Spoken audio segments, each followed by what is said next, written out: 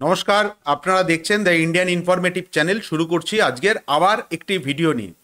আজকের ভিডিওটা খুব ইন্টারেস্টিং হতে চলেছে, কারণ অবশেষে আমেরিকার যে গোয়েন্দা সংস্থা, সেই গোয়েন্দা সংস্থার রিপোর্ট সত্যি হতে চলেছে। ভারতের নিউক্লিয়ার অ্যাটাক সাবমেরিন অর্থাৎ এসএসএন নিয়ে আজকের একটি তথ্য উঠে এসছে। তো সেটি কি বিস্তৃতভাবে জানাবো, তো ভিডিওটি শেষ পর্যন্ত দেখুন। ভিডিওটি যদি ভালো লাগে তাহলে অবশ্যই কমেন্ট করবেন এবং আমাদের চ্যানেলটিকে সাবস্ক্রাইব করবেন। আপনারা জানেন যে আমি বছরখানেক না হলেও আজ থেকে 8-9 মাস আগে একটি ভিডিও করেছিলাম। সেখানে ভারতের যে নিউক্লিয়ার সাবমেরিন যেটি এসএসএন, যেটি অ্যাটাক সাবমেরিন, সেটা নিয়ে ভিডিও করেছিলাম। যে আমেরিকার যে গোয়েন্দা সংস্থা থেকে একটি রিপোর্ট এসেছিল, একটু চাঞ্চল্যকর তথ্য উঠে এসেছিল যে ভারত কিন্তু নিউক্লিয়ার যে এসএসএন অর্থাৎ অ্যাটাক সাবমেরিন, সেটি কিন্তু তৈরি করার জন্য সমস্ত রকম রসদ, সেই রসদ কিন্তু মজুত করে নিয়েছে এবং তারা গোপনে সেই কাজ শুরু করে দিয়েছে। যদিও এটা পাবলিক ডোমেনে আসছে না, তার কারণ আপনারা জানেন যে এমন কিছু কিছু জিনিস আছে যেগুলোকে পাবলিক ডোমেনে আনা উচিত নয় এবং আনা হয়নি। তবে বিভিন্ন রকম সোশ্যাল মিডিয়া আপনারা জেনেছেন ইতিমধ্যেই যে ভারতের যে নিউক্লিয়ার অ্যাটাক সাবমেরিন, সেই অ্যাটাক সাবমেরিনের ক্ষেত্রে যে সেখানে ভার্টিক্যাল লঞ্চ যে সিস্টেম, সেখানে হাইপারসনিক এবং সুপারসনিক ব্রহ্মস 2 সেটি কিন্তু সেখানে ইনক্লুড করা থাকবে। এবং এই বিষয় ভারত সরকার কিন্তু যে এই যে প্রজেক্ট 77 যে নিউক্লিয়ার অ্যাটাক সাবমেরিনের যে প্রজেক্ট নিয়েছে, সেই প্রজেক্টে কিন্তু যে পরিমাণ অর্থ বরাদ্দ করার কথা, সেই পরিমাণ অর্থ বরাদ্দ হয়ে গেছে। এখন কতটা কি কাজ হয়েছে কি না হয়েছে সেটি পাবলিক ডোমেনে, আমি আবার বলছি, আনা উচিত না, কিন্তু কিছু কিছু তথ্য উঠে আসছে, সেগুলোই বিস্তৃতভাবে ব্যাখ্যা করব। আপনারা জানেন যে যে সমস্ত যুদ্ধের যে উপকরণ, সেই যুদ্ধের উপকরণকে ট্র্যাক করা যায়। ইতিপূর্বে আপনারা জেনেছেন যে ভারতের যে সেনাবাহিনীর মুভমেন্ট, সেই মুভমেন্ট কিন্তু চায়না তাদের স্যাটেলাইটের মাধ্যমে পাকিস্তানকে সরবরাহ করেছিল, যে অপারেশন সিন্দুর হয়।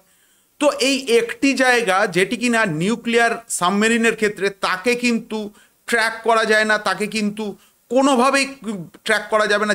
কারণ কি, সেগুলো সমুদ্রের প্রায় 500 থেকে 600 মিটার গভীরে চলে যাবে।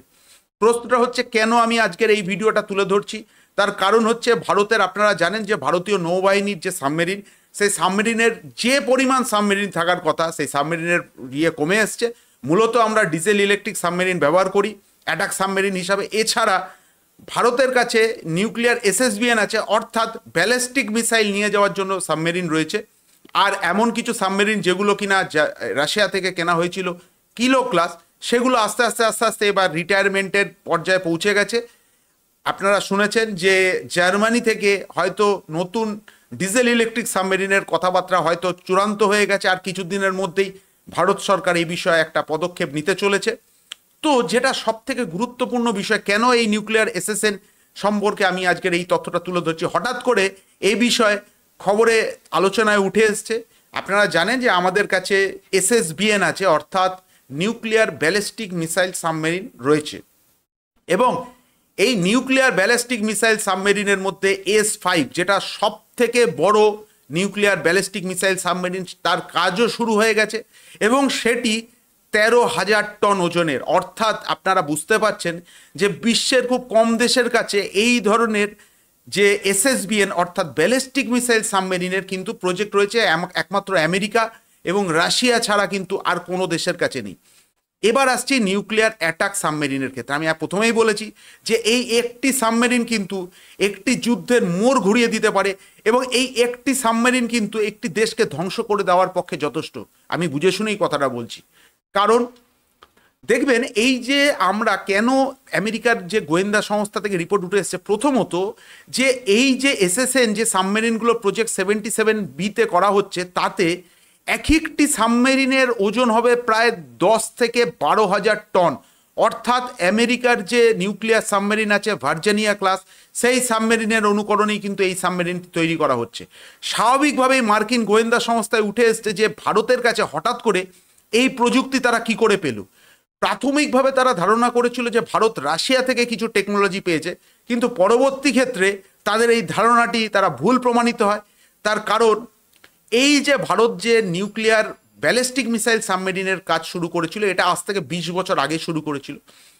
তো মূলত সাবমেরিন, নিউক্লিয়ার সাবমেরিনের ক্ষেত্রে যেটা সব থেকে গুরুত্বপূর্ণ বিষয়, তার হালের যে স্ট্রাকচার, এই হালে সব থেকে কঠিনতম স্টিল ব্যবহার করা হয়। তার কারণ আপনারা জানেন, যে কোনো সাবমেরিন, বিশেষ করে নিউক্লিয়ার সাবমেরিন, সেগুলো জলের অনেক গভীরে চলে যায়।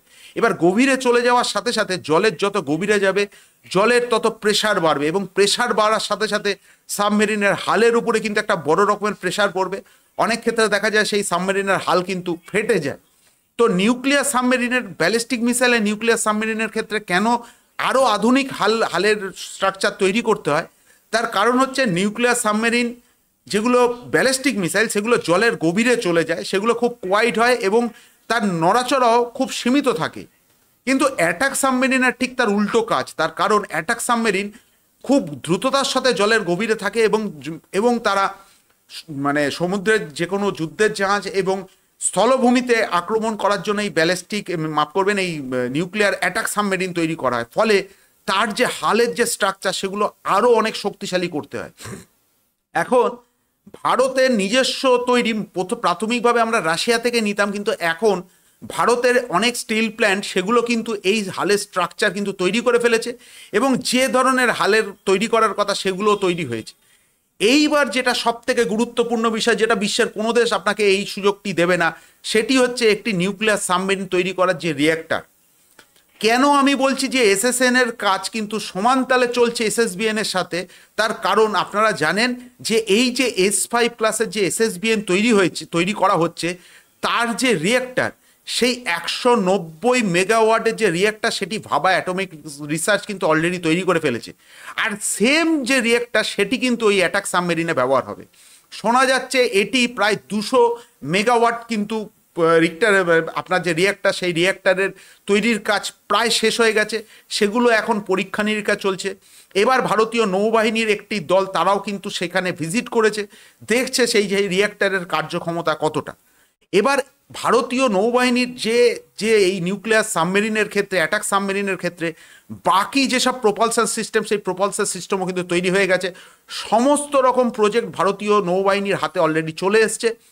যেটা প্রাথমিকভাবে শোনা যাচ্ছিল যে পাম্পজেট প্রপালশন, কারণ এই পাম্পজেট প্রপালশন নিলে একটি নিউক্লিয়ার অ্যাটাক সাবমেরিন এমনি কোয়াইট হয়, কিন্তু অনেক সময় কি হয়, সোনারেও সেগুলোকে ডিটেক্ট করে নেওয়া যায়। কিন্তু এই পাম্পজেট প্রপালশন থাকার সাথে সাথে এই সাবমেরিনগুলো আরও সাইলেন্ট হয়ে যাবে। প্রাথমিকভাবে শোনা যাচ্ছিল ভারত ফ্রান্সের থেকে পাম্পজেট প্রপালশন কিনবে, কিন্তু এখন যেটা আরও ভয়ানক তথ্য উঠে আসছে যে ভারতের ডিআরডিও কিন্তু এই পাম্পজেট প্রপালশনের যে কাজ, সেই কাজ অনেকটাই এগিয়ে গেছে। হয়তো আর 1 থেকে 2 বছরের মধ্যে পাম্পজেট প্রপালশন তৈরি হয়ে যাবে এবং সেটি পরীক্ষা নিরীক্ষায় চলে যাবে। এখন এই নিউক্লিয়ার সাবমেরিন মূলত ভারত সরকারের কাছ থেকে শোনা যাচ্ছে 2খানা এখনো পর্যন্ত এই সাবমেরিনের প্রজেক্ট শুরু হয়ে গেছে। এতে কিন্তু শুধুমাত্র সুপারসনিক থাকবে না, এতে হাইপারসনিক মিসাইল থাকবে, যার রেঞ্জ হবে 2000 কিলোমিটার। অতএব আপনারা বুঝতেই পারছেন যে আরব সাগর থেকে যদি এই অ্যাটাক সাবমেরিন থেকে কোনো মিসাইল ছাড়া হয়, সেটি কিন্তু পাকিস্তান কেন যে কোনো দেশের অভ্যন্তরে গিয়ে অ্যাটাক করবে এবং সেটি কিন্তু কার্যত ধ্বংসলীলা চালাবে।